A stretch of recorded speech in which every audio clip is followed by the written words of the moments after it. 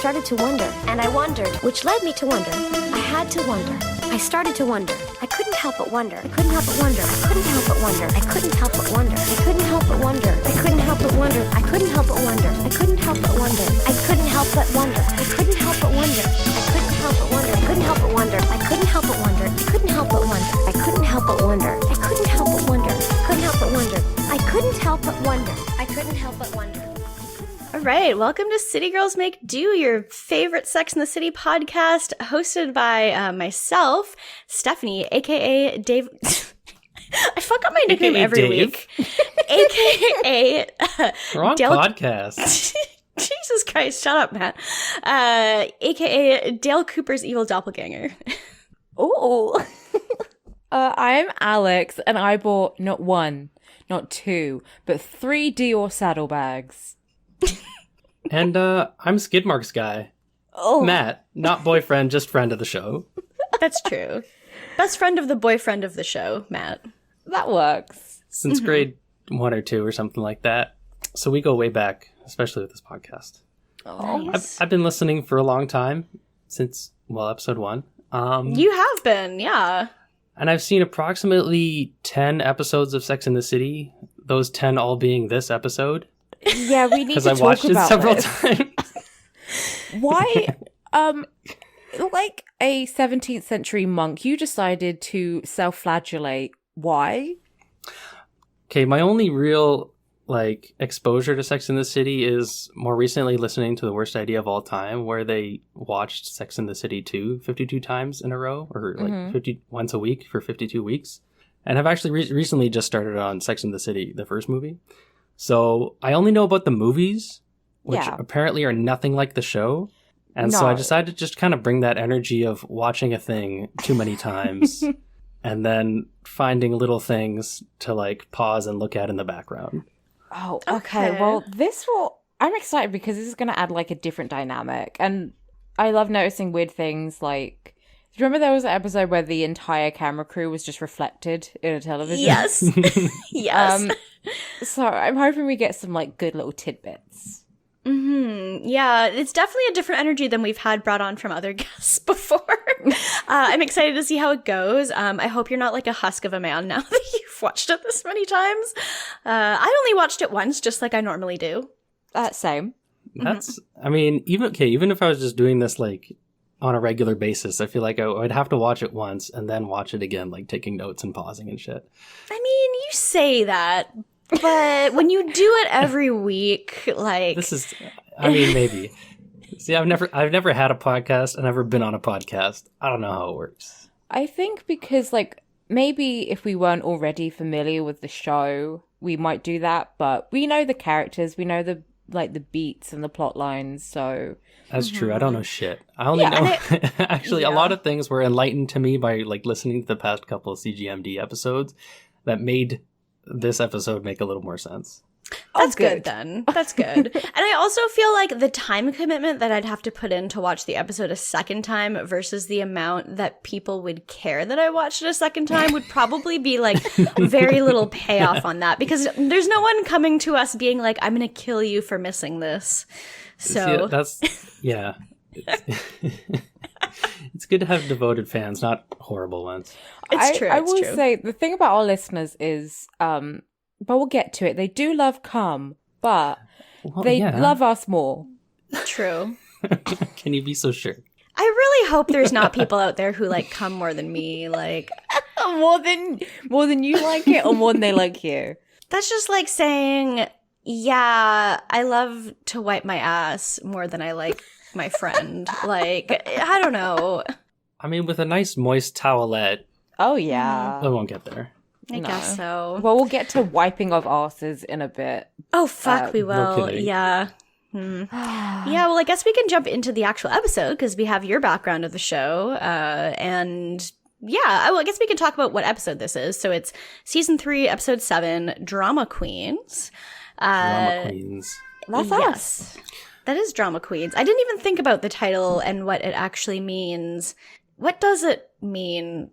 Honestly, it has very little bearing, I think. It does relate to her question, but there are no queens involved in this episode, which is upsetting. We go to the opera, and I guess that's dramatic. That is also dramatic.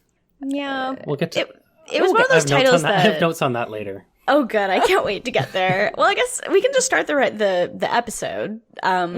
So we're at a point now. Carrie and Aiden have been seeing each other for 3 weeks. And Okay, yeah, 3 weeks. Yes, 3 weeks. Only 3 weeks. This is going to come up. This comes up on my notes so many times in this episode. 3 weeks. This isn't even a month. That was my first note on any piece of paper is 3 weeks. Yeah. It's been 3 weeks, and she jolts awake in the middle of the night. She's not sure what's wrong, because everything in her life seems to be in order. You know, like, she's happy and her job is going fine. Like, nothing is bad. But it happens again the next night. She jolts awake, and she's in the throes of an existential crisis.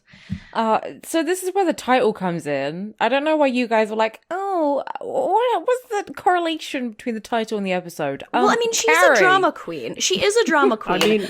But it didn't really seem like they never said the phrase this episode. And Carrie's always a drama queen. Like, I don't know. It wasn't like yeah. It's not new, I feel. Yeah. No, I mean, that is Carrie's characterization. She's just like... In relation to any other episode. I mean, Carrie's the type of person who would fake waking up in a jolt in the middle of the night. Like, she just sort of, wakes up normally. True. And is like, ugh, I need attention. Okay. I need you to ask me about this. Yeah. That's really true. I just feel like normally they go for some kind of like pun or wordplay or something with the episode, with like the title. And it's usually pretty corny and stupid, but like they try to go for something. And this one is just like, yeah, this is just what Carrie is. Do you think she did it 2 nights in a row because the first night she didn't get enough of a reaction from Aiden? Oh, yeah.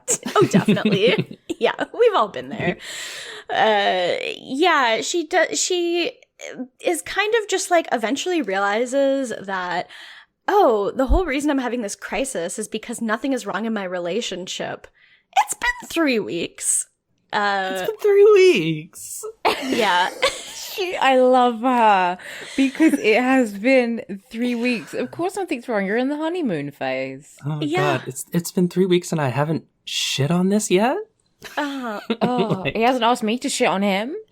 Oh God. You'd think the bar wouldn't be so low, and yet like this really emphasizes just how shitty all of her relationships have been when like you can't even go 3 weeks without something going terribly wrong with some guy. God. Yeah, so we go to brunch and Carrie's sort of telling the girls, and did you notice Charlotte's ponytail? Yes, it looks like it is.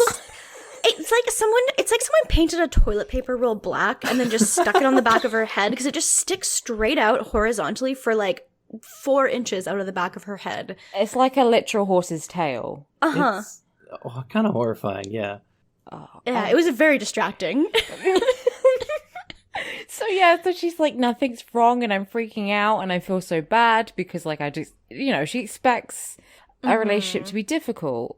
She does. And she's also dressed like she's going to kindergarten. I do like the overalls. They're very good. Yeah, overalls with like a pink shirt, and then the pink shirt has like a rainbow on it. Yeah. Yeah, it's good. Mm-hmm. Yeah, Samantha is like agreeing with her, but Miranda surprisingly says, "Oh, I'm having a wonderful time with Steve." I know how you feel about Steve, but she's just so nice and comfortable in relationship. She just has to be like the antithesis of Carrie, I guess, in this episode. Yeah, I guess it's just weird because it's Miranda, and like usually she's the cynical one, but apparently she's enjoying doing his laundry. Okay, yeah. I don't know that she's the cynical one, so I'm like, good for you, Miranda, just feeling comfortable. Yeah, well, like, recently she was very, like, on edge about the whole moving forward with Steve thing, and now she seems to be, like, in her groove with it, where it's, like, she's super comfortable with it moving forward, because now she's just, like, I'm so happy he's predictable. I love that I can just sit in on a Saturday night and do his laundry, and she loves it. So they've been moved in for, like, a week? I don't know. Probably a few weeks at this point, because they moved in around when Carrie started seeing Aiden, I think, so. Okay. Yeah. I mean, a little upsetting that her, like, greatest joy right now is doing someone else's laundry, but okay. Yeah, that's never going to be a joy. I guess she's just trying to find, like, solace in what's the word we always use? Domesticity. I mean, yeah, I do love like a good domestic partnership. It's very nice to see, but I hate Steve. So at the same time, I'm just like, I don't like it. But I guess that she's just comfortable and happy that they're like, I don't know. Like, I very much related to Miranda in this. Like, I don't want to do someone else's laundry, really. Laundry is my favorite chore, probably, out of all. Like, I don't like any chores, but it's probably my favorite one. But I like, don't mind doing laundry. Yeah. But I'm not going to say I'm happy doing someone else's laundry. I'm just like, yes. I'm happy doing laundry. I don't like touching, the idea of touching, like, other people's, for some reason, touching someone else's, like, dick and balls, fine. Touching the What, clothing, the dick and balls have touched? Yeah, that feels weird to me. I don't know why, but then I've never really done anyone else's laundry. I've only ever done my own. Yeah, that's valid. I don't care that much, but like, I don't know. I relate to Miranda on the level of like, I like to just kind of have someone that I can sit in with on a night and not feel like we have to go out and do something. You can just order food and sit around and just like fall asleep early. Like, I do enjoy that.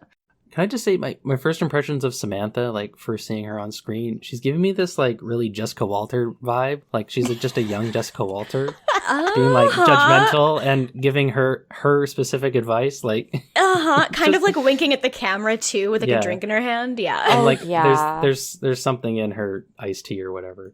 Oh yeah, she's very drunk grandma.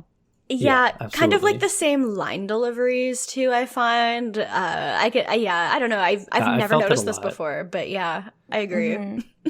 But I agree. Watch the episode for a third or fourth time, then you'll get it. Maybe. I do agree with Samantha's point though, because I do think. I mean, first, okay, this is far too early to be like everything's fine. But I do agree that like that one's that good. There's always something wrong.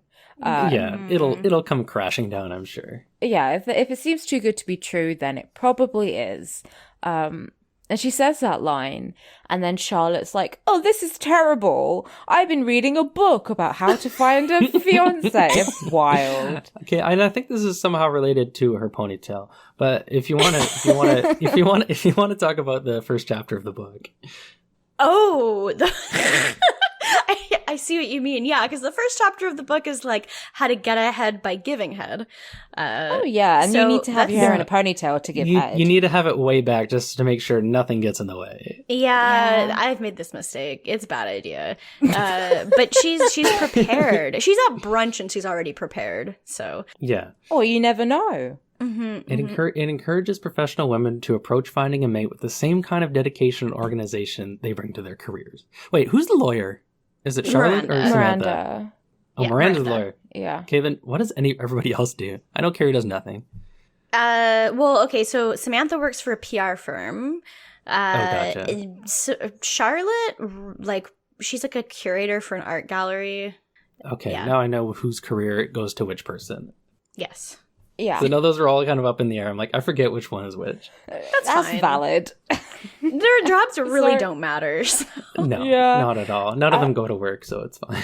No, not really. I mean, they're always at fucking breakfast. Like, I'm not waking up before 1, at least on a weekend. So then, what was I going to say? Oh, yeah, so she's talking about the book, and she says that married friends, husbands, friends are an untapped resource. Basically, married guys and their friends, you just need to get the friends. You need to get set up by your married friends. That doesn't make any sense to me. I don't know why they would be... No, like, why would married people have greater access to single friends than just other of your friends? Yeah, I mean, we know married people and we're terrible. So... I guess part of it is that in this universe, it seems like, men and women aren't ever going to be just friends. So the only reason she's ever going to meet a man who has all these other male friends is if the man is already married to one of her friends. So where is she going to meet a man who's going to introduce her to other guy friends? That doesn't make any sense. That's true. Yeah, this is the only way for her to introduce herself to a guy's friend. So she knows a woman who is married to a guy, and that guy has a friend. Exactly. Yeah. And she also mentions that the whole thing is, the book says that you should spend less time around your dysfunctional single friends if you want to meet a husband. So that's so mean. And then she makes like 14 different faces. She does. That's just how she acts. It's gorgeous. I love it. Yeah, she's amazing. And she basically says, so if you guys don't see me very much, it's because I'm hanging out with my married friends and not you hags. So Yeah, she's like, Yeah. it's because I'm hanging around with people who have their fucking lives together. Yeah. It's just so mean. Oh, good lord. I mean, do they just expect this from Charlotte at this point, or what? pretty much. Yeah. They don't even act that offended. It's just like, this is They're like, what's expected. Like, Yeah. she gives Carrie a look like, I'm kind of sorry, but not really. And Carrie just doesn't even react. Yeah, well, Carrie's thinking about herself. Yeah. That's true. She's looking at Charlotte, but she's looking through Charlotte and just thinking about herself. Harry is always doing that bit from 30 Rock where Jenna is like singing to herself in her head and like, oh my god, you're such a good listener. Look at you right now. You're listening. And that's why I think I'm a Carrie, because I do that all the time. True. Mm-hmm. But then we move on to Miranda, and she gets home, and Steve is there shirtless, and he's kind of cut. Yeah, he's got a little bicep. a little baby bicep. He's a little bit It's cut. like, oh, Steve can't be so bad. He's like, a catch, maybe? I don't know. And they eat leftover lasagna without Lasagne. plates. Lasagna. And then they eat ice cream, and then they have sex, and then they For watch 8 TV minutes. and fall asleep. And, like, it's a pretty legit sequence. Yeah, they have sex for 8 minutes, precisely. I think it's 12, actually. No, well, I then wanna they say watch 12. They watch 12 Wait, no, minutes sorry, of it's 12 Frontline. minutes of, frontline. Yeah, and they have 8 minutes More of no Frontline frill than sex. sex. yeah. What does no frill sex mean, mean? Does that mean Miranda no Lake- foreplay? Just I 8 was- minutes of P&V? It's, I would there's- imagine it's an so. implied 4 minutes of foreplay. You think? I don't think No so. idea. It's No. Steve. They said no ice cream, frills. The ice cream was the foreplay, I guess. Oh, Which, yeah. okay. Yeah, Miranda later says that it's like the two of them are racing to the finish, and the finish is an orgasm. Yeah.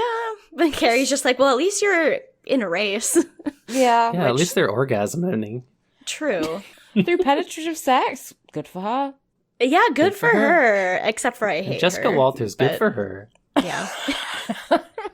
So then we have Samantha, and she's also fucking. Surprise.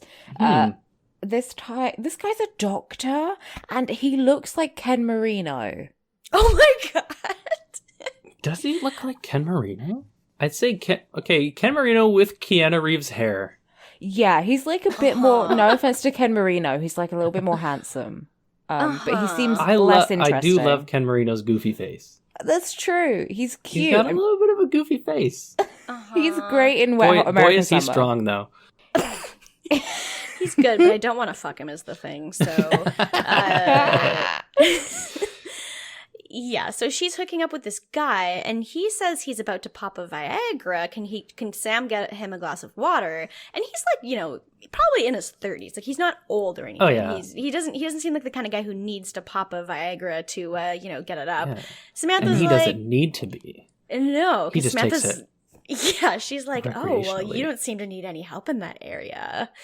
So he's a recreational Viagra user. Okay, which, so I Which normal. I definitely never heard of. I researched this. Oh, good. 'cause I'm a journalist. And 'Cause actually, I feel like, I don't know, I might have been tentative about putting a bunch of Viagra results in my history, but I didn't actually look at it. so basically, all Viagra does is, open up your blood vessels so you got a better blood flow, and that's why you get an erection.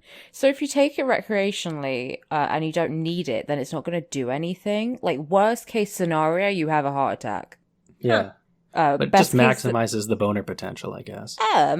Best case scenario, like, not much changes. If you can already get a boner, then you probably don't need it. Mm-hmm. And I doubt it would do anything for anyone without a dick. Right. Yeah, I've always heard before that it wouldn't really have an effect. Yeah, like if you don't have a does- dick, then it's gonna not really. Yeah. I always wondered about that because when I was a teenager, I was like, what would happen if I took a Viagra? Like, as if I was even having sex anyway. But I've heard that it could be good for menstrual cramps Ooh. because it would open up the blood flow and add a bit more circulation and chill out the cramps a bit. But why would we want to ease people's pain when we could make old white men's dicks hard? that's true. Makes you think. Really makes you think. Yeah. So yeah, they take a pill and they have great sex. Yeah, it sends him on a rocket trip right through her solar system. Uh-huh. Oh, okay, wait. Also, when he fucking, I don't need the V, and holds up his fucking fingers, showing off the V, just to indicate that, yes, it does start with that letter. If this was a good episode, if he was a good actor, then he would have taken the initiative to put his tongue through the V and make a licking sensation. Right? True. Yeah. How can you even do that without doing that with your tongue? Like, it's impossible. It's physically impossible. I know, yeah. You think you'd just be magnetically drawn to it, right? Make bold choices. That's a good rule in acting. Mm-hmm. I just really didn't like when he said the solar system thing. Like, when he was like, I'm going to be on a rocket through your solar... It made me think that, like, her vagina was, like, filled with cysts or something. Like, why are there planets? I don't know. It's just a bad imagery for me. Well, now it is for me. And she has polycystic ovaries, maybe? We don't know. Yeah, I don't know. Also, I think like the moment they sit on the bed and then it's like Viagra time implies again a zero foreplay kind of situation, which come on, men. Come on, men. Boys, if you're listening to this, our like 5 male listeners, eat pussy. Do be better. As your straight cishet white correspondent. Yeah. Do better. And one of our 5 male listeners. I was going to say, are we breaking our rule? Or did you say it was only one straight man allowed per season? There's already been a Brooks, but he was like season 1, right? We didn't have a man in season 2, so we had a freebie. Okay, that's fine. Okay. So then where are we after that? Carrie and Aiden again. Ugh. Oh my god, Aiden's shirt is hideous. This is his big blue shirt, and it has the ugliest pattern on it, and it would look better. Like, okay, so if I wore this shirt, it would look really good, and I would tuck it in. But it looks hideous on him. Like, it looks like he's wearing like a table setting shirt with the. I hate it so much, and he's 3 feet taller than Carrie. He is. He's I so thought tall. it was a fun shirt. It just made me think like, ooh, I'm a blue microchip. Like. Something like that. I actually didn't have any comments on his shirt, but I had comments on Carrie's shirt and outfit in general. Okay, it looks like she had a regular shirt and she wanted it to be a midriff top, so she just pinched the top enough so that it brought up over her belly button, and it's just really weird because it's still crunched up over her boobs, and I don't get it. I don't remember what her shirt looked like. No, me neither. It's purple though, so that's good. That's good. I was too distracted by Aiden because I don't know why. It really bothers me when men wear these huge shirts that are way bigger than they need to be on them. Like, get a fitted shirt, or if it's not fitted, like tuck it in or something. Like, I don't know. I just don't like it. It's huge. I don't know. I liked Aiden's overall demeanor in this whole scene. He's just like a cute guy, kind of go with the flow. Yeah, Aiden definitely.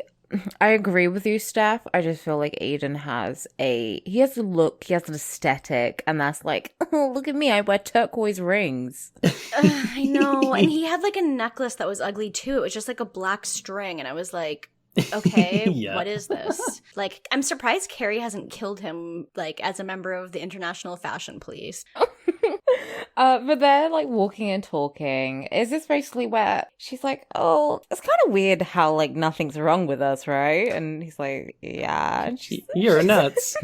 She like harasses him about why he's not married. Like, why are you still single? How are you not married? What's wrong with you? Something's got to be wrong with you. You should be married by now. Yeah, I like this. Yeah, why are you single? And that's why I was first confused. I was like, wait, why are you talking about being single? Aren't you together? But then I remembered the 3 weeks bit. It's like, well, yeah, okay. Yeah. And I guess what she means is not married. Okay, I did write down one thing about her outfit, which is that she has this hideous gold rose choker on. I have a note on that too. Oh, yeah. It's like it's this huge flower. I was gonna say, well, I've got like, I mean, it's not gold, it's like different colors, but I was gonna say I have a choker that is kind of similar to this. So, but do you wear it like she does? Okay, but this is the first time I noticed that I hadn't seen Carrie smoke at all yet, and I'm like, okay, what's going on? Why hasn't she smoked at all? This is like her second defining trait is that she smokes all the time. But then I found out like 2 episodes ago that Aiden wanted her to quit, so that's why. And it's like, oh, okay. But it just, looked like, especially with this conversation they're having, like how she's being very tentative about Aiden, that she's like using this great big golden garish flower to cover up like a tracheal hole that she had, which kind of harkens back to the smoking angle. I don't know. Oh my god. Yeah, she has like one of those little robot like voice boxes. It's actually just a really good voice box. Maybe it's just like a nicotine patch, like a huge nicotine patch all the way around her neck to put the nicotine right into her like throat, even though that's not how it works, but she's dumb. But you can see a nicotine patch in a later scene, so it's we're keeping canon. Yeah, so I on the one hand, I get a little bit about what Carrie was saying, because she's like, okay, I can't take the pressure of things being so perfect. Like, yeah, it's too perfect for me, and it's a little bit freaky, which I get that, I guess. But I don't know. No, I get I that guess a lot. she's just so I mean, used to the chaos. As she mentioned in the previous scene, she's a subscriber to the chaos theory that like being comfortable and like having a nice time is just foreign, I guess. Yeah. I mean, I get this a lot because like whenever stuff is going good for me, I'm like, like I understand where Carrie's coming from, because like every time something goes well for me, I'm like, oh, what's the catch? Like, yeah. Same. Yeah, true. It does seem too good to be true. Like, it's too perfect. Do I deserve this? Oh, imposter syndrome. We love it. We The love her. Okay. The thing about imposter syndrome is it's like, it implies that you are actually good at something, but you think you're not. And like, Carrie isn't good. So like, I don't know if we can really call it imposter syndrome in this case. Just okay. Reverse imposter syndrome then. Fair enough. Something like that, yeah. But he says, "Oh, my parents are coming into coming into town." Sorry, I just seem to have a mini.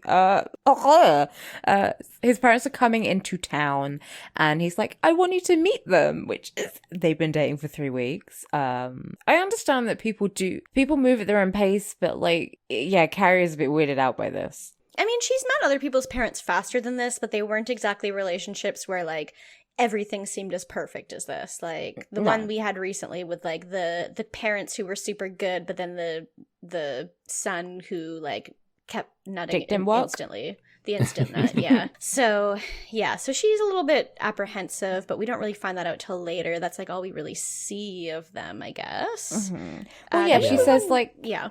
She says it might be good if they sort of see each other a little bit less often. Yeah, she wants him to be a little bit less available to her. Like, you know, you're like a little bit too available. I mean, everything's too easy, which is, I mean, a fake problem, but, you know, she doesn't realize this yet. That happens a little later, actually, when in the furniture store. Oh, yeah, you're right. Like, this is just him kind of bringing up the parents, and now she has to, like, ruminate on it. True. That is what happens. Mm-hmm. True. So Charlotte? Yeah. This is awkward. I don't know. I thought this was awkward because she's having dinner with her married friends. They're Amy and Dennis. And she's basically just like, okay, guys, like after consideration, I've decided that this is the year I'm getting married. And they're like, oh, congratulations. Who's the lucky guy? She's just like, that's where you guys come in because I'm not dating anyone right now. Yeah. Who can you fix me up with? They're just like, okay, cool. And this couple clearly hate each other, which just makes it even better. Oh, you think he's cute? Okay. Yeah, right. the guy, because she's like, who can you hook me up with? And the wife's like, well, I mean, you do have that friend Phil, and the guy's just like, I don't think I have any guy friends who are worth hooking you up with. I mean, Phil's okay. Phil's fine, I guess. Yeah. Like, and Charlotte's like, I'm so excited about Phil. I can't wait to take Phil to the opera. She latches on immediately. Yeah. Phil. It's a bit weird. She doesn't know anything about Phil particularly. She's just like, oh yeah, I'm gonna marry this guy. Yeah, I've decided. I mean, okay, the one piece of information that we get is that he's got an internet company, which in 2000 is like, I guess, just a really, buzzy word. So what I did was decide to actually look up companies that were incorporated in 2000, like technology and telecom companies. Okay. Because I'm like, okay, if he can't be drawn away from his company, I mean, it's probably like a startup or something. Like he's doing a lot of work for it. So first thing I found was two things that were obvious hints put in by the writers of the episode, in that two companies that were incorporated in 2000 were Big Machines and Big Huge Games, which, like, there's the connection. Although if this was a Carrie plot, it might make more sense.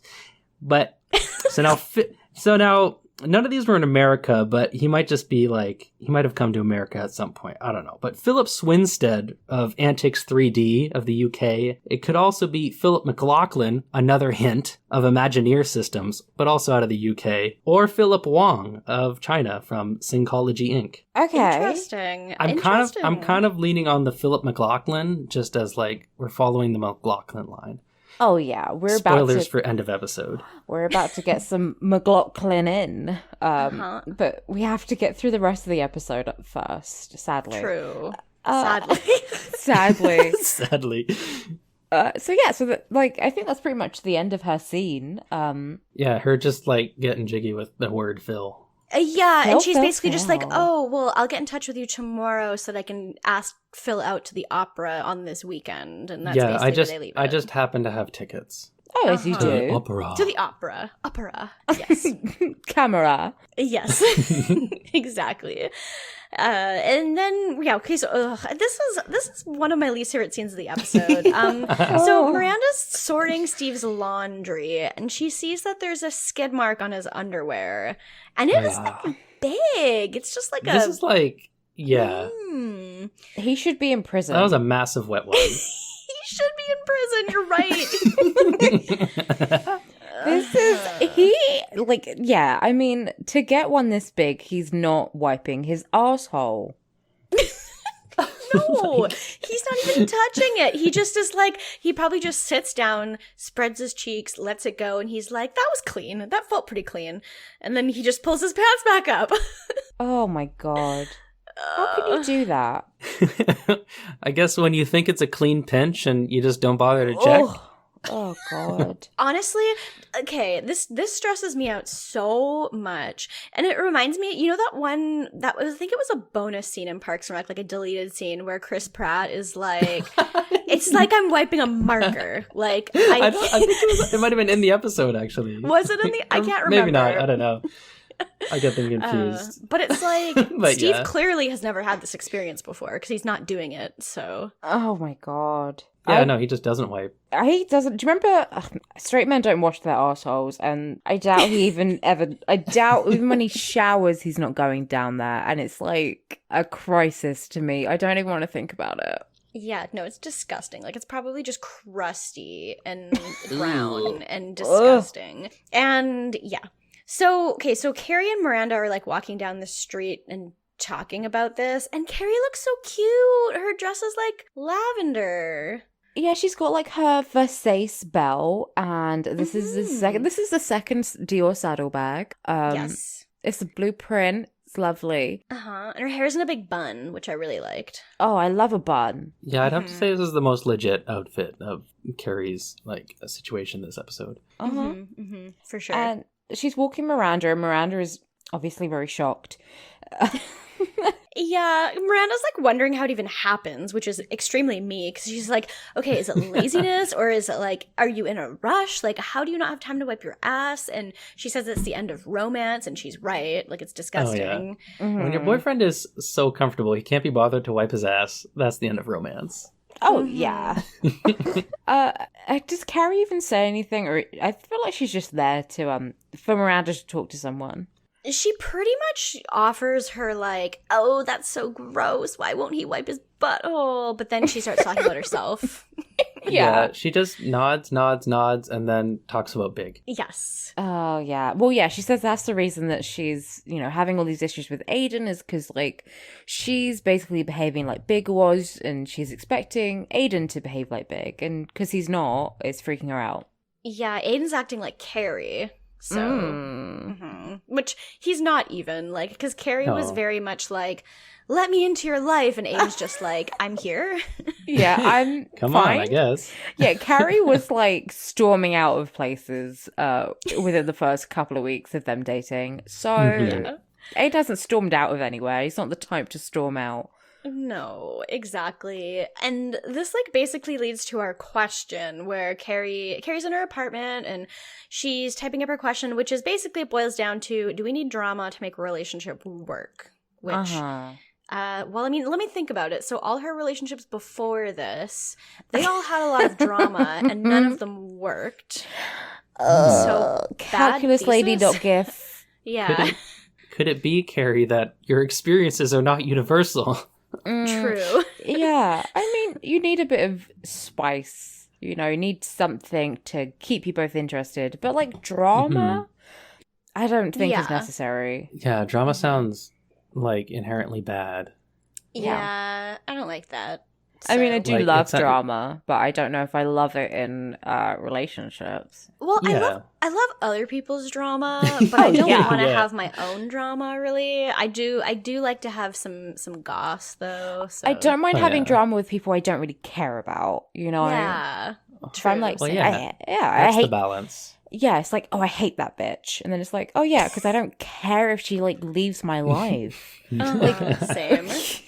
That doesn't bother. If I never speak to her again, I don't care. So it's Yeah. fine. That's when you win the drama. Exactly. Oh, I love to win drama.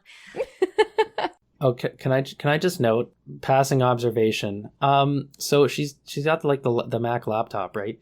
Mm-hmm. And so it really weirded me out that the Apple was upside down, because I guess like originally they had it so that you look at the Apple when the thing is closed and then it's the right side up. Oh But yeah. they changed it Oh, so that, like, did they? other people can see that you are on a Mac, you know? Mm-hmm. Just a great branding decision happening in the 21st century by Apple. Good for you, Apple, for doing that. Because I would never know what it was if it wasn't the right way around. Yeah, you're just sitting there in a coffee shop, like turning your head upside down, like what is What that? computer? Yeah, pretty much. So yeah, Charlotte. Yeah, so then we move on to Charlotte, and because it's like the day after, and she still hasn't heard from her married friends about going out with Phil. So she's calling the husband. I guess the husband hasn't returned her calls, so she's like calling his receptionist and saying it's very important. Like, he'll know what it's about. Like, she's very persistent, calls multiple times. Yeah, she's she just goes on like, a whole sequence. yeah, she's like, he'll know what it's concerning. It concerns my future husband. Like, oh my God. This is so embarrassing. And she keeps making more Charlotte faces. Okay, this is when I was like, is Charlotte York, Kristen, whatever her name is, a bad actor? Is she just like an over actor, not very good at this, but she's just on the show? I don't know. I feel like it's up for debate. To be honest, I haven't seen her in anything else, and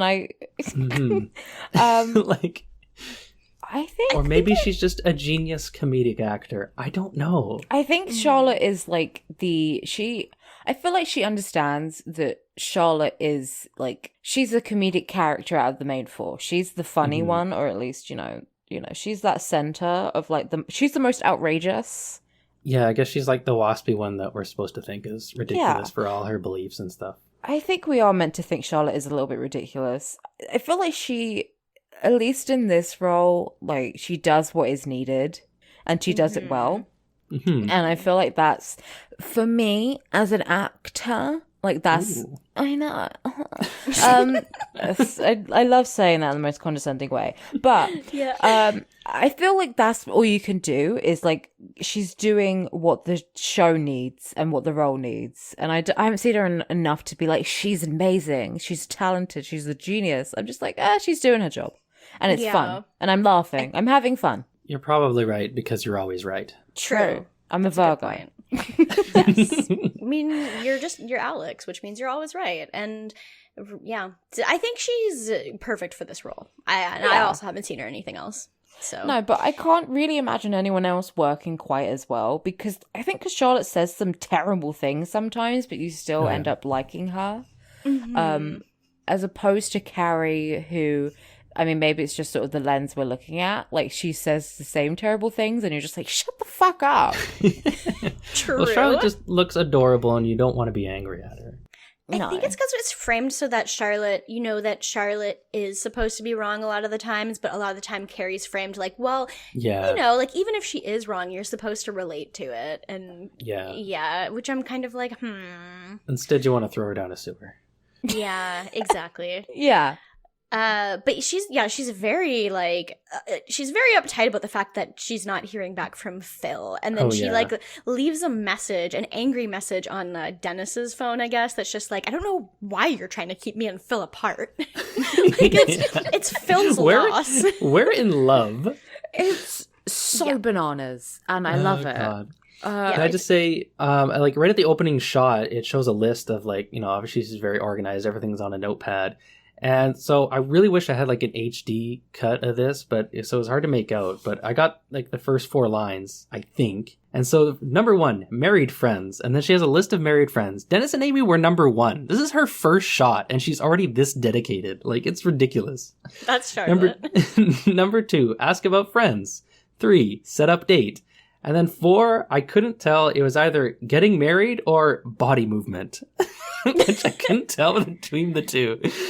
I know those are very different words, but getting married or body movement, which both valid. Well, True. For Charlotte. Then, okay, so we go back to the furniture store, and Carrie's voiceover says that her anxiety-free relationship was driving her crazy. Yeah. Which is bonkers bananas. Okay. And then she's like waiting for him to get off work or something, and she kind of tells him she's going to skip dinner because she has a deadline, which sounds fake as fuck. He's just like, that's fine. And he brings up the parents again and about what they're going to do the next day, and she says she's kind of not sure if she can. Mm-hmm. You know, it's like a big deal for her, and which is fair. It's only been 3 weeks, so... Yeah, and like she said, she's, you know, I feel like it's pretty normal to have these sort of like hesitant moments in a relationship, especially if it is going well. Mm-hmm. The thing is, she still has Chris Noth on the brain, because she's like, where I come from meeting the parents, oh, so big. She can't just throw that word around without me noticing it immediately. True. Her subtle little subconscious big. Big. Yeah, and Aiden's like saying all the right things. He's basically just like, that's fine. You'll meet him another time. And they kiss, and he's just like, that's okay if you have to go home. That's fine. Like, whatever you do, that's great. And she's just like, you're too perfect. Yeah. Like, oh, what was I going to say?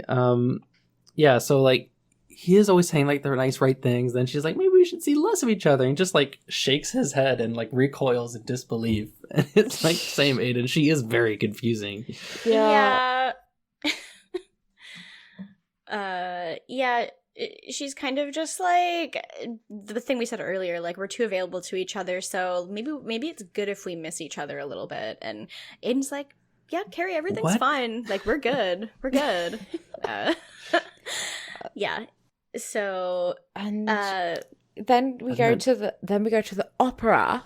Opera, not Winfrey. Opera. So yeah, we're Carrie and Charlotte, and Carrie's all upset, like, I was supposed to be here with Phil. And then with Phil. Yeah. Instead of being at least I'm not here alone. I'd just be a pathetic dateless freak. It's true. Also, Carrie's dress is like boob city. Oh, she's got no chill. Everyone's like black tie, black dress, nice evening wear.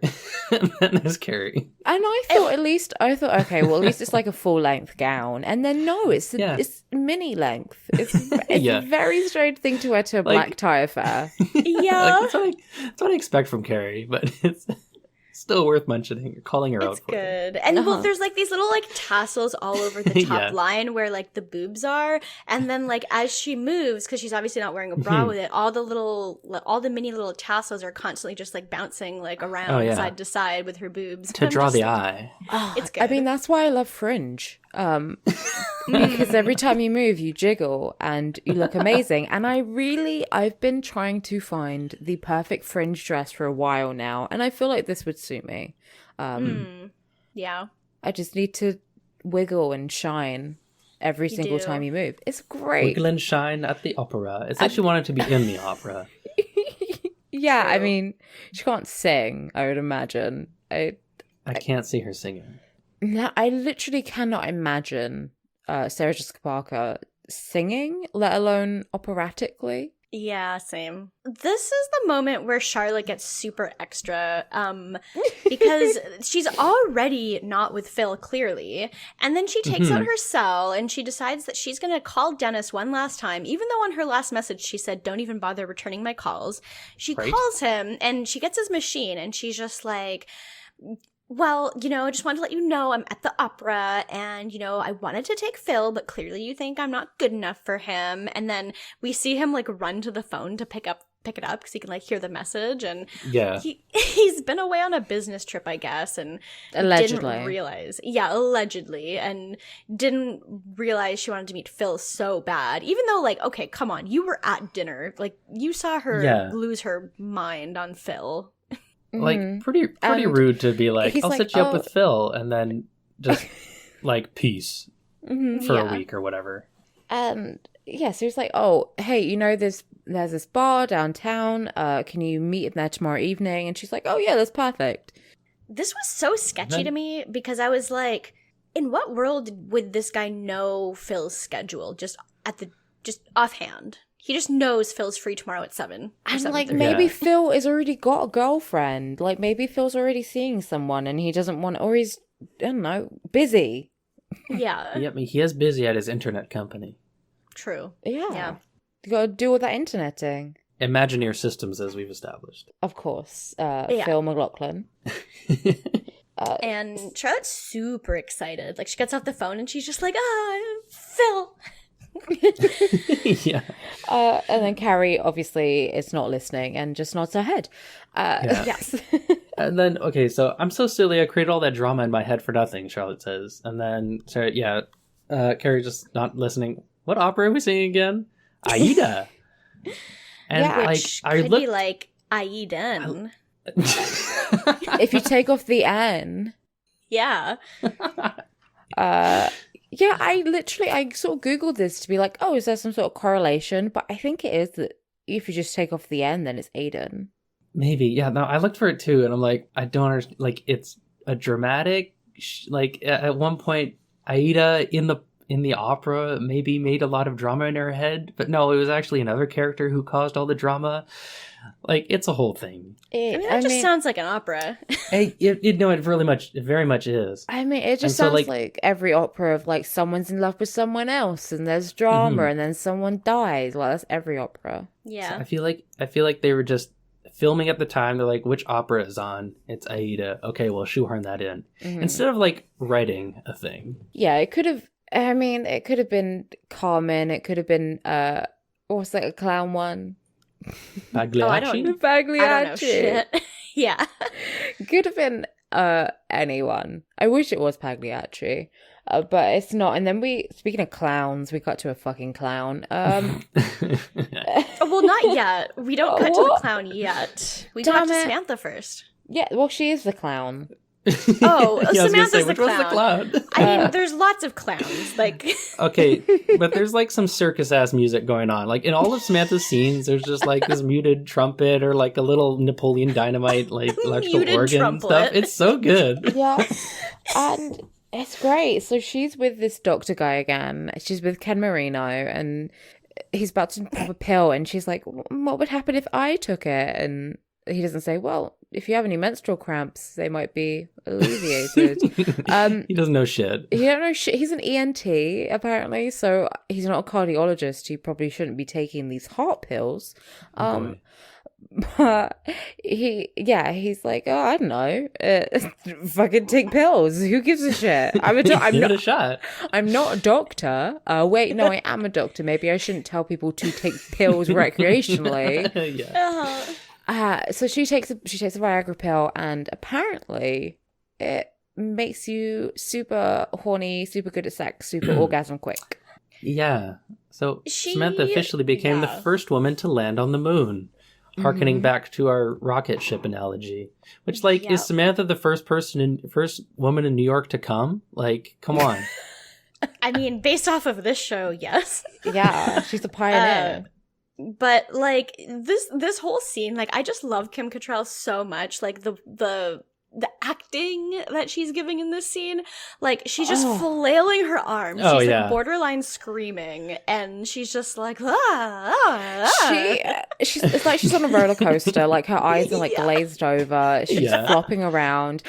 It's very Showgirls. It's the sex scene from Showgirls where you guys have seen this, right? No, we talked about this last week and I haven't seen it. I'll post it in the chat and we can watch it after. But Kyle MacLachlan is in it. He's part of the sex scene, and she's just, and it's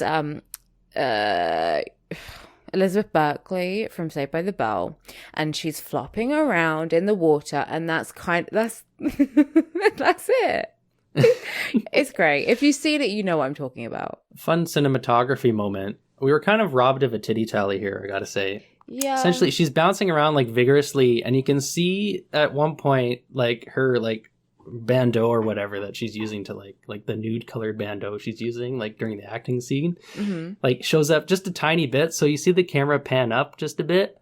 Oh yeah. Just to like kind of frame her better to like show off. Oh, she's definitely naked. I wonder if they like give Kim Cattrall she maybe in her contract she's like, I will do nudity, I will do top nudity, but like only in 5 episodes a season or something like that, and then otherwise you won't see the actual tits, but I'll be like largely naked otherwise. I will give you 2.5 boobs a season. Yeah, she probably did have a boob count in her contract. Okay, I'm gonna post the GIF in the chat, because obviously it's not on YouTube because of the tits. Okay. He's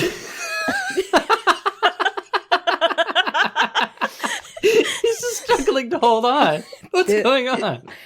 They're literally having sex. Are you okay? Is the girl okay? She's fine. This is her acting like she's having a good time. Oh, it's so good, you guys. What is exactly she splashed in the face from above? What's going on? Oh, there's like a water fountain in his pool. I just love the frame rate of this GIF too. Like, that's what makes it even better. Is it's so bad. There's no good frame rate of this GIF, surprisingly. I need to stop looking at it. Oh, no. It's so good. Oh, I found it. I did find a better frame rate. If you guys want to, this is a much better GIF. Okay. Oh, you guys are gonna love this. Okay, we're uploading. It's taking a while because this is high quality. This is high quality. 60 FPS. I'm giving you the 1080p 60 FPS experience of Showgirls. More like 1080p-ness. Oh, it's too powerful. Oh my god, is it too big? Is it too big for Discord? It's too big. All right, I'll link it instead. Wait, this is Showgirl. Is this a comedy? No. Not intentionally. Oh, I don't know. Does that work? Alex, this is even worse. I take it the link worked. Yeah. I'm so happy that Kyle MacLachlan chooses these roles. Like, it's like they replaced her with a dummy that he just had to shake around. She must have some serious core strength to do this. Oh, she does. The dancing in the film is like genuinely really good. So, but it's just interesting. I feel like if we ever do actually do a Patreon, first episode is going to be an episode on Showgirls, because I mentioned it so much. Oh yeah, for sure. Sam? Sex in the City. Sex and the City, yeah. So then we cut from Sam's like screaming orgasm to the opera singer doing not so much a cut as a beautiful transition. Oh, it's a fade This is in. like it's like a Star Wars level transition to me. It's good. Yeah, the woman singing, and Charlotte has her tiny little binoculars out to watch at the opera, as you do.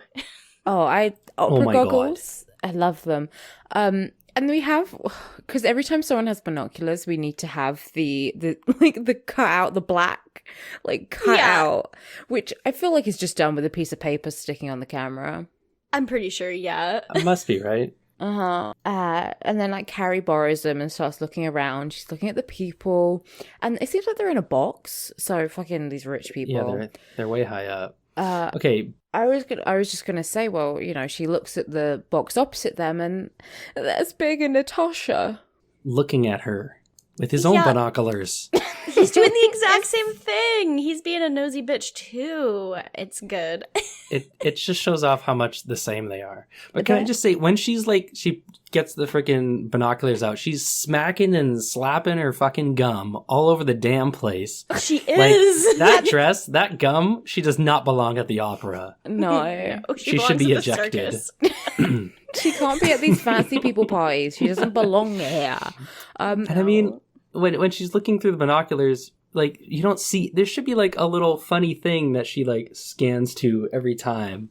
I don't know. I thought this was a comedy show a little bit. There should be. She's just looking at boring people watching an opera. Yeah, they could have easily had like, I don't know, maybe like a couple like making out or like jerking off. Yeah. Like, let's up the gag per minute for your. Yeah, we could have had a couple of gags. Someone like really ugly. I don't know. I'm not a comedy writer. I'm just improv. I'm not good. Get better, Michael Patrick King. Yeah. But yeah, they are twin flames. They're both looking at each other because they're very bored by the opera, and I don't blame them. Like, I know Big is scanning for like women to look at, and obviously he's directed directly to the titty tassels. Mm-hmm. And like, he probably didn't, you know, he's so surprised because he didn't realize it was Carrie at first. He was just looking at her chest. And then he happened to look up for a second. He's like, oh my God. I've seen those titties before. Yeah, so then they both look shocked at each other. And then like Carrie makes an excuse. She's like, oh, Charlotte, I feel really ill. I'm going to go home, but you stay. Why couldn't she just tell the truth? Like, Charlotte's her friend. I saw Big. She'd be like, damn. She's like, oh, you know that. And it's like, it's just such an obvious lie. Like, suddenly you're just like, oh, I feel sick. When like, no. She just said, oh, Big's over there. I don't really want to stay here anymore. I'm going to go. Then Charlotte would be like, okay. I mean, Charlotte probably offered to go with her, but like, she doesn't put up a fight when Carrie's like, no, stay here. Mm-hmm. Yeah, she's like, I got to watch this opera. Hell yeah. Which I'm sure it was good. Riveting. And like Carrie storms out and we see Big chase after her, but he doesn't. I thought he was gonna like call after her and they'd have a scene, but he just stands there as she runs off. Yeah, I'm glad that like they didn't interact. I didn't need to see that. No. True. And like he barely misses her too. Like it kind of seems like he's just behind her and then he just gives up, even though he could have easily caught up to her. Like even though he's on the other side of the fucking theater and there's probably a different exit for him. And theaters are always a fucking mess. Like, whenever you get out, you're like, where the fuck am I? Like, you have no orientation when you walk out of a theater. He's familiar with the theater. Would she go down on you in a theater? An opera. And opera. She'd go down on you on Oprah. That would be disgusting, but I would definitely see that. I would love to see Oprah be disgusted as someone got their dick sucked in her audience. Like, you don't get any B's. You get a B, and you get a B. Don't you remember that gif of the Oprah where she's like, B's? Oh, yeah. I do. Yeah. I did not remember that context for a second. I was like, what the fuck? I never watched the show, so I don't know what she actually gave away. So B's. Probably cars. I don't know. No idea. Yeah. And then we go, Carrie like goes home and she calls Miranda. Miranda's fucking asleep because Miranda has a job. And she's like, oh, you know, I left the opera, I left Charlotte, and Miranda makes a good joke. She said, wait, what was her joke again? well, because Carrie asked, like, oh, is Charlotte mad? Because apparently Charlotte told Miranda, and Miranda goes, yeah, she's sworn off of women. She's swearing off women forever. Oh God. Which I did. Yeah. She's a lesbian. She's already sworn off women forever, unfortunately. I know. Oh, is it Charlotte who is lesbian? No, not Charlotte is Miranda. lesbian. Miranda Okay. is the Okay, real that's life Oh wait, do you lesbian. mean? Do you, right. Yeah, Cynthia Nixon in real life, IRL lesbian versus in canon lesbian. But like, wait, it comes up in Sex and the City though, right? Well, no. Well, Charlotte lesbian is just our headcanon. It is Oh, our okay, headcanon. fair enough. Samantha does date a woman later on. Okay, Samantha. Well, yeah, but we have our headcanons. We have our fan theories. We do. So, yeah, and she sort of... She does tell Miranda that she saw Big, right? She does, and Yeah. Miranda's just like, isn't this something you should be talking to Aiden about? Because like Carrie's calling about her relationship drama and stuff, and like why she's realized the whole thing, like, well, I've had enough relationship drama for my life, and I'm just ready to be happy. I've made such a mistake with Aiden, like I just need to be happy that things are good. And then so Miranda says, shouldn't you be telling Aiden this? Carrie says, well, it's 3 a.m. I'll call him at a reasonable hour. She called Miranda, though. It's 3 a.m. Yeah, but it's just Miranda. Although Miranda's like really on point for this 3 a.m. just waking up thing. Because like first, I think she's swearing off women forever, like joke. And then later, yeah, it's kind of nice. Just remember to separate your whites. Like she's got witty repartee, even though like she's barely awake. It's good. That's true. Yeah, that's Miranda, though. But she's great. Also, at the beginning of this, call back to the beginning of the episode, when the phone rings, Steve does this like sleepy jerk up in the bed thing and then falls back down, which I thought was really stupid. And, like, it was definitely like his actor being like, I gotta improv something like, for the fans. Yeah, he's like, for the fans. Steve fans. It was probably more like, well, I'm on screen. I might as well have someone Yeah. look at me. I need to do something. Yeah.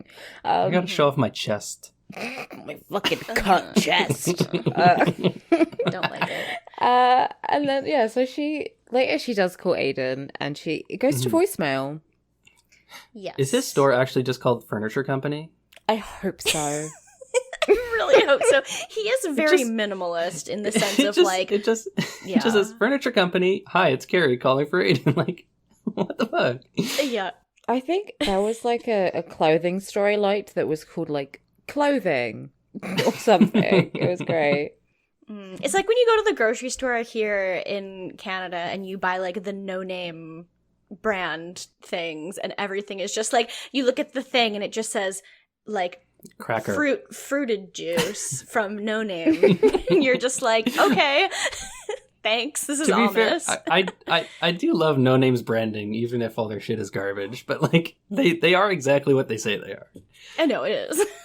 Oh yeah, can I just say the transition to the scene too? Like, it's 3 a.m. I'll wait until a more civilized hour. Voiceover. The next morning I waited until a decent hour. Like, you didn't have to say it twice. No, if it just True. cut to the morning, if Writers. it cut to like her in a different outfit, we would just assume that she went to sleep and woke up.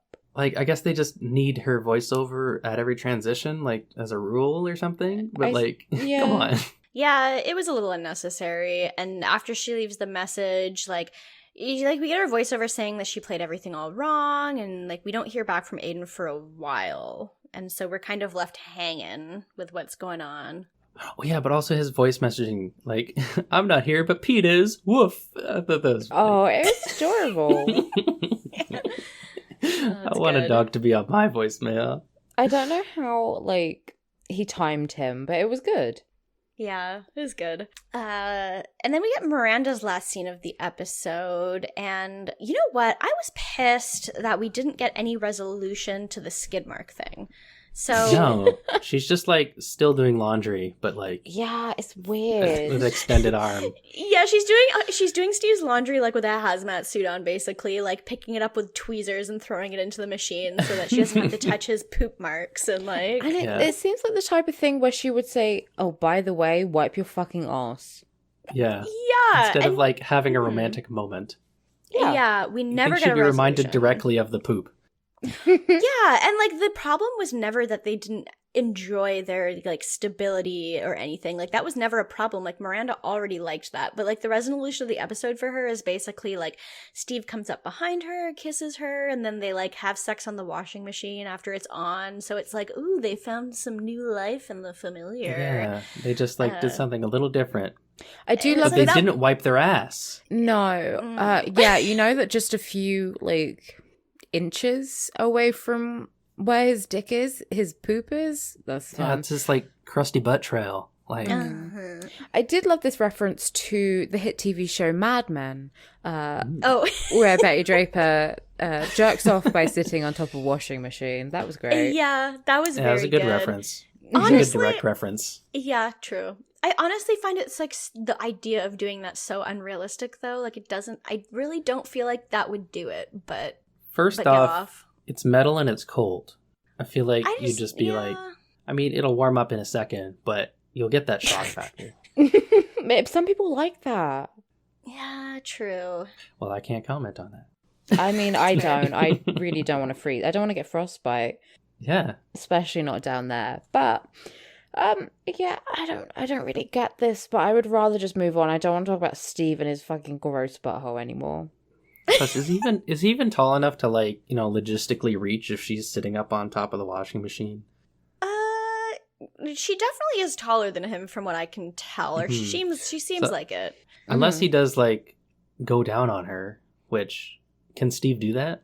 I think he can do it, and that's ideal because it gets her head to his ass distance as far as possible. Absolutely. Uh-huh. Yeah, so if she doesn't like push his head down immediately, then there's a problem. But we cut before that. Yeah. Yeah, no, we go back to Charlotte and we finish with Miranda, so she's done. Charlotte's Uh-huh. going out to meet Phil. She's all excited about meeting Phil at the restaurant where Dennis set them up, Yeah. and she keeps going up to people asking, like, "Are you Phil?" It reminded me of like Yeah. that one book that like Are I you always my read mommy? as a kid. Yeah, are you my mother? Yeah. And she's asking everyone if they're Phil because she has no idea what the Yeah. fuck he looks like, and But then I can Dennis- be if you want me to be. Oh yeah, that's I gross. did not like that. Dennis shows up though, and Charlotte's just like, are you here to chaperone? Like, yeah. the fuck? Where's my Phil? And yeah, he's like, yeah, I wanted to talk to you about that. So basically, I'm in love with you.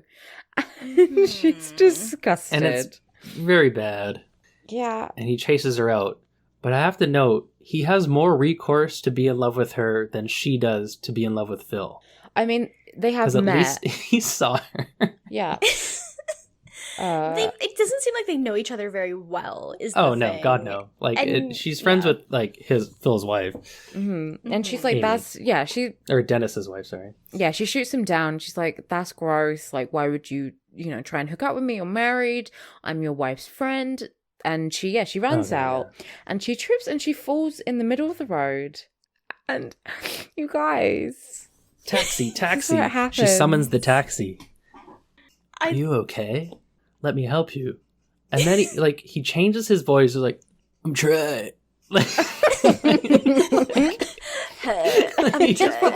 he puts on like a Bill and Ted, I'm Trey voice. And I don't Diane. understand why. hey, why is there a movie where Man, I'm rolling Keanu... into Twin Peaks. It's February 24th. Oh, you gotta find out what kind of trees these are. They're totally radical, Diane. Like, Oh, I've coffee. left around in Showgirls. I know what I'm doing. Hot. Oh, yeah. Oh, I'm trying to remember a good line he says in Showgirls. Paula Abdul. So yeah, why isn't there a movie where Keanu and Carl McLachlan play brothers? Ooh. That's what I I thought would we know. were should. lovers.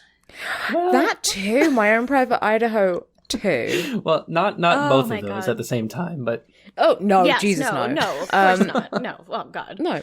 But yeah, I'll go fund me My Private Idaho. mhm. This time in Twin Peaks. But yeah, it's Kyle, aka Trey, and he gets out, and it's love at first sight. It's real cute, and it Yeah. doesn't go down from here. I mean, like, to be fair, if you just got, like, okay, so if you fell in the middle of the road, almost got hit by a car, and Kyle MacLachlan showed up and was like, oh my God, are you okay? Like, you would just fall right back down on the floor again. Like, I would bat my eyelashes, definitely. I would do a, the leg pop from the Princess Diaries. Yeah. And so far, we're just like, oh, this is perfect. I'm so excited. And there's like romantic music playing, and it's very, although I gotta say, I fucking hate the name Trey. Like, it's a bad. Oh, yeah. name. It's like being called, no offense, Ethan or like Tyler. No offense, but full offense. Yeah. Yeah, it's like, pretty much. that's a surfer dude name. That's not. He doesn't look like a Trey. He looks like Maybe that's why he said Trey, like a surfer dude. Trey. Yeah, pretty much. And then Yeah, we go from like the nice, like flourishing romantic music back to like the. we go to train spotting. Because Samantha is yeah, pretty much. Samantha is acting like she's a heroin addict. She's like, hey man, give me another pill. Like, I need a pill. I just need another hit. Like, she's speaking of Saved by the Bell, it's the I'm so excited scene. It's really weird. Like, it's not, there's no drugs in it. There's not like she's any high. She's done it once. I did look that up at least, and like addictive properties of Viagra, and like no, just isn't any. I guess the only evidence of that at all. addictive property is that she's like coming so nicely, but She's just coming so good. she's getting that good cum juice. I don't like that I said that. I guess it could be kind of like getting addicted to pot or something, where it's not actually addictive, but what is it? You can get like a physical addiction to it, and not a chemical habitual, addiction. I guess. Yeah, like a habitual addiction to it. But she's done it one time, so basically Viagra's crack. Yeah. So I guess and I just feel like that scene in like It's Always Sunny, where it's like, oh, did baby get addicted to Viagra? Like, oh no, were you addicted to Viagra? Yeah, and the doctor is like, what the fuck? And he, I'll write you a script. Go away. yeah, we get a voiceover from Carrie saying that he would write her a prescription as long as she never spoke to him again, which is a normal thing for a doctor to do. This guy should have his medical license taken away. Like, oh, absolutely. absolutely. I don't understand this. She's gonna take this to a pharmacy, and the pharmacist is gonna be like, "Excuse me, like, what? This is under your name? This can't be real." It's for my husband of the same name. Well, I guess if he just writes out to Sam. That's true. Yeah, but again, I guess so. Weird. Oh, you can take it for heart problems, I think, because I had to convince myself of that before. I won't get into details, but we'll move on to Carrie, and so she's decided. So like, Aiden isn't answering her phone, right? No. So she's like, I need to do a big romantic gesture, because she's only learnt romance from films. Movies. Yeah. So she shows up outside his house with a boombox playing Peter Gabriel. Yeah. Exactly. I mean, this would work for me as long as it was like Shock the Monkey. I do. Listen, I don't mind me a bit of Peter Gabriel. I'll be fine with that. Yeah, true. You know, a bit of Sledgehammer. And I'm like, oh, okay. So what she actually does is she shows up at the breakfast place that Aiden mentioned that he was going to with his parents, and she like taps on the window instead of just going in. She can't meet the parents yet. No. So he goes outside Normal. and they start talking, and she sort of comes clean. She's like, oh, I really like you. Like, duh. Yeah, obviously. And he's wearing his fucking backwards hat like he's Mac DeMarco. Okay, he's wearing it like he's got it by like the last snap. Like, how big is Adrian's head? Adrian! Aiden's head. Adrian is Adrian. Same thing. Yeah, that's actually a good question. I mean, he does seem to be gigantic next to her. Yeah, maybe he's just a giant man. He's know- like do- the I need mountain, to and know she's like, how yeah. tall she is, because he looks like such a huge man. And like big must be tall. Yeah, he definitely seems bigger than big. Ooh, Oh. bigger than big. The thing is, Bigger the than bigger big? you are, the bigger you are. The bigger you are, the larger you are. Yeah, the larger you are, the Mr. Bigger you are. So Yeah. She's 5'3", so she's not like, ginormous. Yeah, he's still got his black shoelace for a necklace. Oh yeah. Does that just not go away or what? No, not really. He's that type of. I'm surprised he doesn't have like one earring. yeah, true. Carrie has much better flower placement this time, though. Just like kind of on her lapel, I guess you could call it. Yeah, it's better. And she basically explains that she wanted to take a leap of faith. She really likes him. And she asks him why he didn't call her back. And he's basically just like, you wanted me to be less available. So I was less available. Yeah. Like, I just did what you told me. I say. Oh, okay. John Corbett is 6'5". Oh, Okay, makes okay, sense. so him big. Him big. Hi. Oh, you're 6'5"? Oh, okay. Yeah. Can also say, okay, when I saw his mom in the window there, like for some reason it flashed me right back to the lady that George Costanza steals the marble rye from. Oh, And I actually looked back to see, and like they look similar. I wasn't able to find like if they are the same person, but I'm just gonna pretend that George Costanza's or Aiden's mom was robbed at one point by George Costanza. I do like that. They're both in New York, but I definitely didn't think that's the direction you were going with that. I thought you were going to say you got a flashback because we were talking about how big Aiden's head was. So, like, her in the delivery room, like, having to give birth to him because his head was so gigantic. Like, Pretty much the way his snapback looked is what she looked like at that time. I do think about that whenever I see Chris Pine. True. He's got a big head. I'm like, he's hot, but if I had sex with him and got pregnant, I wouldn't have a vagina anymore. Anyway, so what even happens at the end of this episode?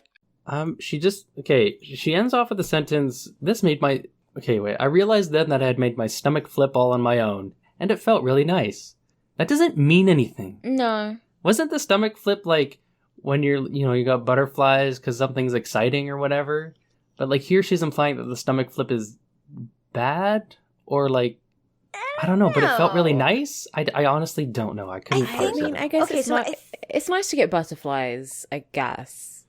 Yeah, I think But, it kind of like there's so you don't want things to be too the same, but you don't want them to be too different. And I think there's like a level of like small anxiety that's good. Like it makes you feel like you're moving forward and it's exciting instead of being scary. And so like, I think that's what she's feeling. And it's bad once that gets to too far on that scale where it's like more stressful than it is exciting. So yeah, I think that's what she means. Man, I don't even know. We don't either. No. I don't know. Wait, she implies that not having the stomach flip with Aiden was a bad thing at the hop, but then she flipped her own stomach. I don't look too deeply into it because you will go mad. It's like reading forbidden texts. Just don't think about it. Just don't look into the void. That's what we are here for. We're here to go mad, not you. You have fun. I just looked into the abyss because I wanted someone to look at me.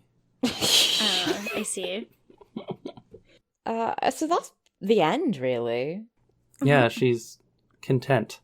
Yep. Aren't we all? Carrie is content Good for her, I guess. Everyone's had a good time except Samantha. And then I guess now that we're finished the episode, you know what that means. Rating? Yeah, let's go, girls. What are your rankings? Should we start with our guest Matt? Oh, why not? Sure. Okay. I had Miranda, Samantha, Carrie, and then Charlotte. Interesting. So Charlotte was your bottom? She was my bottom. Wow. Okay. And I think take note that like this is obviously my only context for this show and these characters, but the whole like Charlotte overacting and like not being as that compelling of a character, like I don't have the context of the show, so I just felt like her only thing was just like, she immediately like latches on to the name of Phil because she needs a man so bad. Like, I just felt it was the least valid of any of them. Yeah, it's Carrie, interesting. I felt like I couldn't put her in the top 50th percentile because she just doesn't deserve it. But also, like, she mentioned Big at all, and she just, like, she doing this whole run around with Aiden. I feel like she's just, I mean, the whole freaking point of the episode is that she causes drama, and, like, I'm like, no thanks, Carrie, I don't need you to cause drama. Samantha was just having a good time, even though she got addicted and it became problematic, but she's just having a good time. And also, she's a young Jessica Walters, so it's good. True. And then I just like Miranda because one of the scenes that spoke to me the most, I think, was when they were just walking down the street and she was eating carrots out of a little Ziploc bag. I just felt like she was the most real, you know? Yeah. So maybe this is just a ranking of like how I feel about the characters as a whole, not especially just this episode. I mean, that's kind of valid. I mean, Miranda is the one that I think is the most real and probably the most relatable to most people if they are true to themselves and really think about it. But yeah. Yeah. Interesting rankings because mine are definitely different from yours. Yeah. I was going to say. Yeah, like, okay, so I would put Charlotte as my top probably because I thought she was, like, extremely ridiculous, but I also just, I really like that she has brought Kyle MacLachlan into the show, but, like, so far it's very, like, innocent-ish. Like, she was over the top and entertaining, and I liked the ending of the episode for her. Then I would probably say second is... I might actually put Carrie second. Okay, so I did not like the drama that she caused with Aiden. I did find it like it made sense, but what I did like about the episode was that she had like a moment of moving on from Big, and I just... Every time she like goes back to Big, I'm like, Carrie, I'm gonna kill you. And so when she was like actively running away from Big and being like, Big was so bad that this is a reason I should like move forward with Aiden, I was like, okay, good. So that's a good. Yeah, that's almost like growth. And then probably Samantha, just for that acting. And honestly, Miranda, I love Miranda, but I'm gonna put her at the bottom because I was disappointed that she never called Aiden out, or she never called Steve out for his shit stain. Oh, you know, you're right. I like that with the... Yours is the exact flip of mine. Yeah. I just, that was the problem. That was her problem this episode, was the shit stain, and she never said anything, and it just went on unchecked. So Steve is still out there not wiping his ass, and she's just gonna have to deal with this moving forward, and like, oh great, you had sex on a washing machine, but that's it. That is untenable. You're right. I agree. For the person we know that Miranda is, I think the idea that she wouldn't call out her boyfriend is just kind of disgusting. And you're right, she's gonna just have to deal with his fucking poopy asshole for the rest of time. And I don't think that's right. And then, so yeah, she's at my bottom. And I think Charlotte's third because I don't like the whole, you're right, it's kind of like very, I need a man to make me happy. And that's not true. As we've already stated, she is a lesbian. That's official fanon of the show. Canon. And then I'm, and then I'm gonna say Samantha, just because whatever. I mean, don't just take pills, but like whatever, she's having fun. And then, wait, no, Samantha's top. Okay, I can't have Carrie as number one. I just realized why I was doing that. Yeah, I would say Carrie's the most relatable for me this episode. But yeah, I mean, she's still Carrie. And I'm glad she ran away from Big. Yeah, thank goodness they didn't have an interaction. Mm-hmm. So, questions? We've got some questiones. So, if you want to send us a question, you can send it to citygirls... forgot the name of the podcast. You can send your questions to citygirlsmakedo.tumblr.com/ask or citygirlsmakedo@gmail.com. We have 2 questions this week. Okay, so before we get to questions, should we like say something? Like, okay, so here's the thing. I don't know. I love every question we get, and I love all of our listeners, but here's the thing. Alex and I don't watch anime. So why didn't you say that when we get to the anime question, though? Unless you consider My Little Pony to be an anime. Oh, Well, it true. I is. can say that before the anime. Well, okay. So, yeah. No, it is. Yeah, My Little Pony is officially an anime. Don't at me. But yeah, we don't really know anything about anime. Every time we've gotten a question about anime, we've had to ask someone else what they mean because we don't know what we're being asked. If you do, I mean, you can ask the questions, but you're not going to get very insightful answers is the thing, as opposed to like the things that we are interested in. Yeah. I mean, we obviously appreciate you and everything, but like, we will try our best, but don't expect much. Yeah. We don't know anything. Well, we know lots of things, but we don't know anything about anime, so. But okay, so the first question, you're right, doesn't have anything to do with anime outside of the cum jar.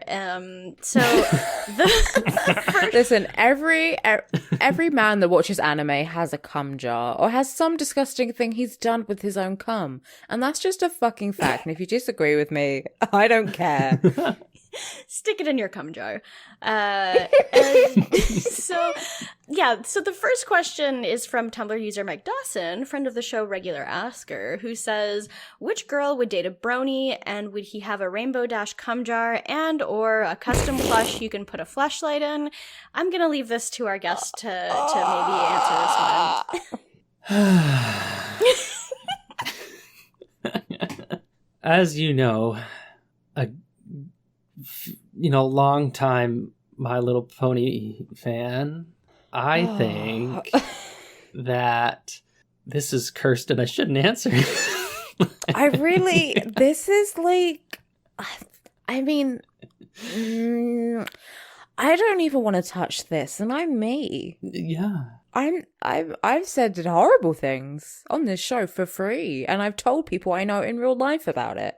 Yeah, Which I girl? mean, I know Okay, that- let's yeah. boil it down to which one is a horse girl. That's probably Charlotte. So Yeah. it must be Charlotte.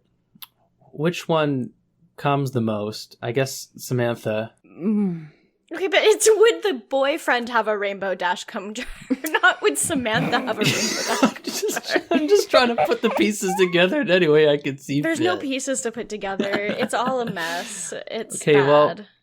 okay. We know Steve is disgusting. So maybe the answer was told to us in this episode that it's Miranda and there's more to Steve than just skid marks. Okay. Yeah, I feel like Steve could be a brony. Like, the skid marks should just be the tip of the shitty iceberg. Ugh. Mm. I haven't eaten in hours and I feel sick. Yeah, it's bad. The thing is, I know we were the ones who originally brought up the cum jar. But Oh, did you? Well, we brought it up Oh, at yeah. one point a few episodes ago when I don't remember what the context was. What I did, just name and shame me. I don't care. I brought it up. But I mean, that was in a context. We weren't thinking about it because we wanted to. It was because it related to what we were talking about somehow. I don't want to think about it unrelated to that context. Certainly not related to children's cartoons. Yeah. I don't want to think about any sort of. I don't want to think about cum. Thank you, Mike But Dawson. Thank you.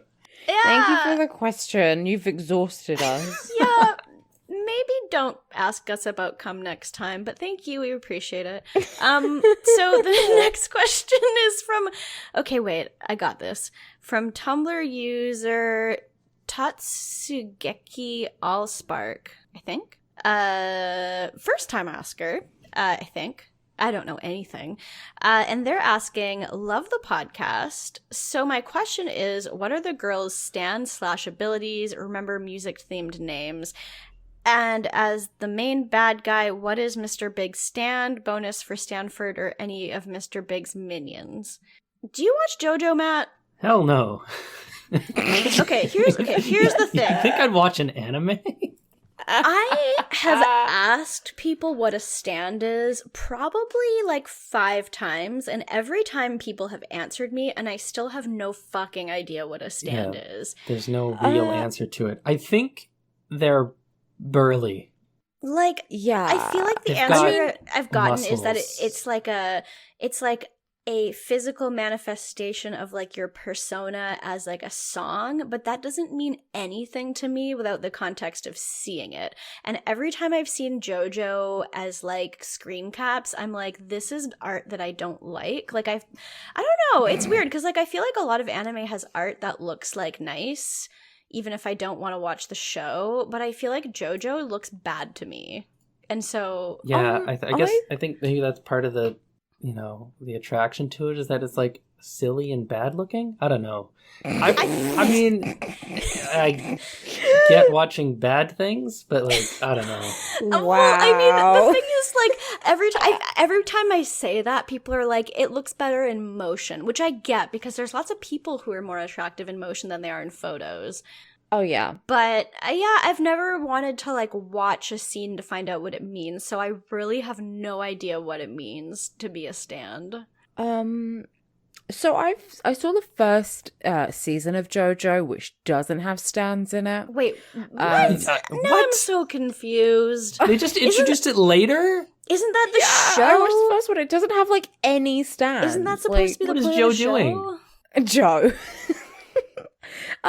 Yeah. I watched like the first couple of episodes of season 2, and that doesn't have it in either. So I seen a couple JoJos, and I don't know what the fuck there's going on. I don't know. This is such a broad question. I don't know enough about stands to say anything. Also, I don't know if Mr. Big has any minions.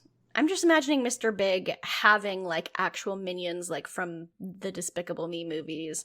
And, like, they work for him because he's the biggest evil in the world at the moment. Oh, yeah. Well, he has that chauffeur, so that could be a minion. True. I guess we could give a comprehensive list of all the animes that we could answer questions about. And for me, it's literally Pokemon, the first season of Digimon, and that's it. I mean, okay, I'll admit, I've watched some anime, but just not JoJo. No, I've seen anime, and like my thing is I just can't seem to connect to it. I'm like, I don't really care. Like I've seen stuff and it just hasn't really sparked for me. That's all. Yeah, I know when I was a kid I really liked Sailor Moon, and I was really into card captors when I was like 10, and that was kind of it. And I'm still super into Pokemon, but I don't like watch the anime. I just play the games. Yeah. But Pokemon like transcends anime. That's true. My babysitter, who is my cousin. Yeah. When I was a little kid, I always put on Sailor Moon, so like that was my introduction to it, and I always really loved it. And then I tried doing a whole watch through in like university, but there sure is like 80% filler episodes. Yeah, big time. Yeah, I remember. Yeah. I remember like when being like a toddler and like my brother watched Dragon Ball Z and Pokemon. I have to say though, guys who are really into Dragon Ball Z are like maybe the 4th or 3rd worst people alive. Man, it's so weird. Like when I was in university, especially, like it was just all like the frat bro type guys just were watching Dragon Ball Z, and I did not understand. I'm like, why? It's not what I ever got into because it just became like a red flag. Like, oh yeah, I've been watching Dragon Ball Z. Like, oh, you're. The thing is, there has to be like multiple cool girl characters in a show for me to like it, and I think there's like one female character in Dragon Ball Z, from what I can tell from the screenshots I've seen of it. There's approximately one, yeah. Yeah. I will say, this is so bad. Dragon Ball Z is a red flag for me. If you're a guy and you're like into Dragon Ball Z, I 100% bet that you draw those like Hotep fucking images, and I can't be dealing with that shit. I'm not the naked woman that is holding the earth and barefoot in your Hotep images. Oh god. Leave me alone. Valid. Yeah, I don't know enough about Dragon Ball Z. And the only other anime stuff that you could ask me about would be like Studio Ghibli stuff, but I haven't even seen that many of them. Yeah, and that's it. I feel like the Dragon Ball Z fanship is like you construct intricate rituals which allow you to touch the skin of other men of anime. I feel like it's the same breed of like it's like slightly more obnoxious version of like guys who watch wrestling because they're like a little bit gay, you know? It's like, oh, that dude's fucking buff and he's beating up the other dude. Yeah, like, but they're like really homophobic about it. Yeah, Exactly. I mean, that is the exact brand of people, of like guys who are really into Dragon Ball Z. It's like homophobic, yet obsessed with male physiques. Yeah. So sorry we've offended everyone who likes All anime. you anime watchers out there. The people who send us all of our questions. Mob Psycho my 100 God. is great though. Like it's just very, very good. I've heard that, and I've heard that it's not horny, which the bar is in hell, but I applaud. So that's good. The thing is, no That's one's all we allowed can to be ask for, horny. really. So, that's all our questions this week. But yeah, so I guess Matt, where can we find you on the line? You can't really. That's I'm not actually true. anywhere. You're not really on anything. This is like your first podcast guest. I was active on Tumblr from like 2009 to 2013 or 14, but now I still have it, but I follow like 12 people. Yeah. I'm pretty much on Discord Yeah. as you don't really use Burgermeister Twitter either. or Pot Yeah. Stove sometimes on games. True. I played Wolfenstein 2 recently and got to shoot a bunch of Nazis, but that's a one-player game, so you're not allowed to play with me. I do like Wolfenstein. I like Wolfenstein 2. I think I like the first one a bit better though. But hey, Number any 2 game went where I get, wild. it went fucking wild. But any game where I get to kill Nazis and the KKK, Oh yeah. sign me up, baby. Yeah, I'm they a added gamer. that little flavor in there.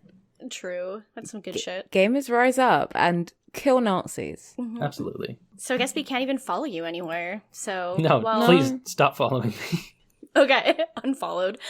All right. Well, you can find me here on City Girls Make Do. You can find me on Twitter at Age of Oddish, on Tumblr at Windfall Island, and that's pretty much it. I'm not doing anything else. What about you, Alex? Well, you can find me here. I love how you said you can find me here, like they're not already listening. They might here not I am. know. I was You hiding the can- whole time. Oh, well, yeah, you can find me on Tumblr at DorkPhoenix, on Twitter at DorkPhoenix69. Ooh. And I mean, yeah, I'm not really doing anything. I mean, I'm on HKIP. I don't know when I'll be on next because schedules. But that's it. Maybe I'll guess there next. I get mad enough about some local politics. I've tried to make it my mission that I want to guest on every single Noisespace podcast, but I don't really have any desire to guest on HKIP just because I don't really have. I would rather hear other people yell about politics than do it myself, I guess. But yeah. Speaking of people guesting on Noisespace podcast, we have another special guest coming up next week. So 2 weeks in a row, baby. You don't want to miss out. Oh, damn, I forgot about that. Yeah. Yeah. We should probably remind them. And yes. And thank you so much for coming on, Matt. Thank you for letting us take your Yes. podcast virginity. And Thank you. I feel blessed. Oh boy. I'm glad I could give you everything you wanted. Interesting. But I appreciate it very much. Thank you for having me on. You are most certainly welcome. yeah. Semper and funny? Semper funny, mohe every day, so long and good night, all the things we like to say. Hail Satan. Hail Satan. Don't do crack. Yeah. And don't wear blackface. Or Viagra. So, yeah. Okay, bye-bye. Bye.